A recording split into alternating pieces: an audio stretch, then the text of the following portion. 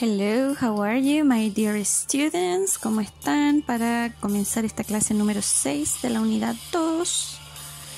En esta clase principalmente vamos a repasar los contenidos de la unidad que ya hemos visto.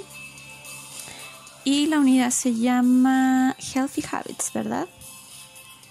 En la clase número 1, nos vamos a ir al tiro con la retroalimentación.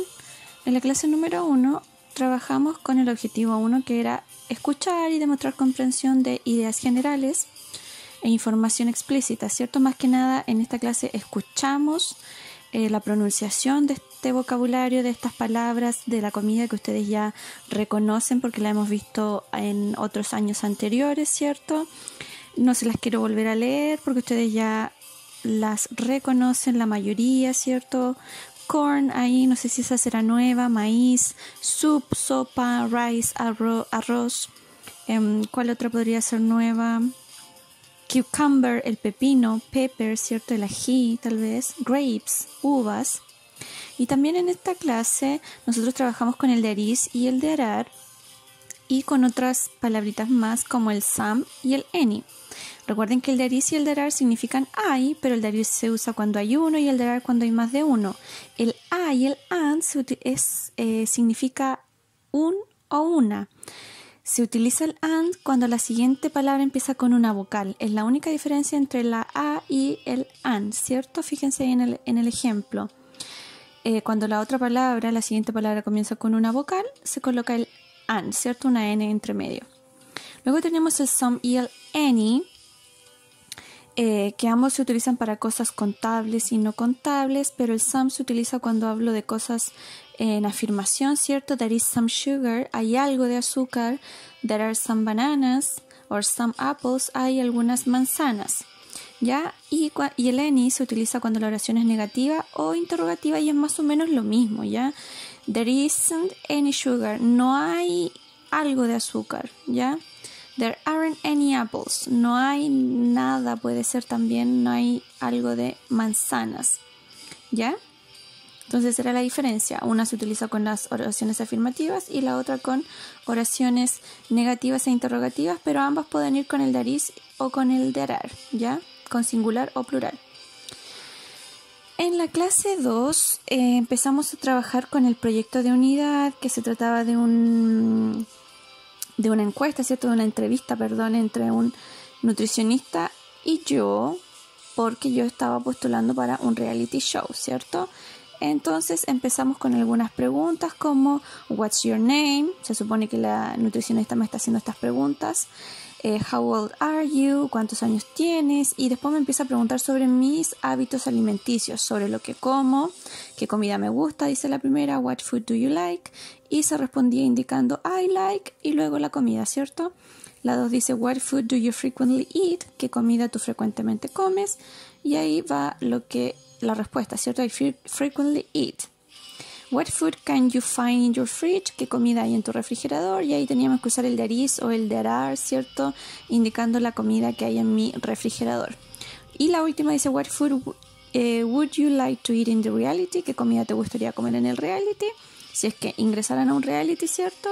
Y ahí la respuesta empieza con un I would like to eat, ¿cierto? Y menciono la comida. Esta era la primera parte de la entrevista y luego nosotros comenzamos a estudiar los hábitos saludables y no saludables. Ahí están con sus definiciones, por lo tanto no las voy a volver a leer. Y los verbos modales como el should y el shouldn't. Recuerden que el should es debería, el shouldn't no debería. Y se utiliza con todos los sujetos, con el I, con el he, con el she, con el you, con el we, con el they. Recuerden que I es yo, he es él, she es ella, you, tú, we, nosotros y they, ellos. ¿Ya? Entonces, si yo digo I should play football, estoy diciendo yo debería jugar fútbol, perdón. Si yo digo you should play football, tú deberías jugar fútbol, ¿ya? O we should play football, nosotros deberíamos jugar fútbol. Y se utiliza para dar una sugerencia. Luego tenemos el have to o el don't have to. Y aquí el have to significa tiene que y el don't have to no tiene que. Pero hay una diferencia. Si hablo de he o de she, ya no digo have to, sino que digo has, ¿ya? Porque recuerden que en presente hay una regla que dice que al verbo yo le debo agregar una S. En este caso no solo le agrego la S, sino que le quito una parte de la oración y agrego la S. Y si es negativa, aquí debo usar un doesn't, ¿cierto? Recuerden que en presente simple existen dos formas de decir no. El don't y el doesn't significan lo mismo, pero se utilizan con distintos sujetos. El don't se utiliza si yo hablo de yo, de I, de you, de we, de nosotros y de they. Y el doesn't si hablo de he o de she, de él o de ella, ¿ya? Y se utiliza para expresar una obligación. Luego tenemos el necesita, ¿cierto? O no necesita, y ese es el need to, o el don't need to, o el needs to, o el doesn't need to. Y esta es la misma regla que arriba que tiene el have, ¿cierto? El need to se utiliza con el I, you, we, they, pero si hablo de he o de she, de una persona, ¿cierto? Hombre o mujer, se le agrega una S al verbo, needs to. Y en la forma negativa es lo mismo. Hay dos no, el don't y el doesn't, y ahí va a depender de quién yo hable, cuál va a ser la forma del no que voy a utilizar. Y este se utiliza para expresar necesidad, ¿cierto? Porque es el verbo necesitar. En la clase 3 trabajamos con el objetivo 12, que era más que nada leer e identificar estas oraciones, ¿cierto? Que me expresan hábitos saludables o no saludables. Y aquí están destacadas. Hay una oración que dice, she needs to lose weight. Ella necesita, ¿cierto? Y como habla de she, se le agrega la S.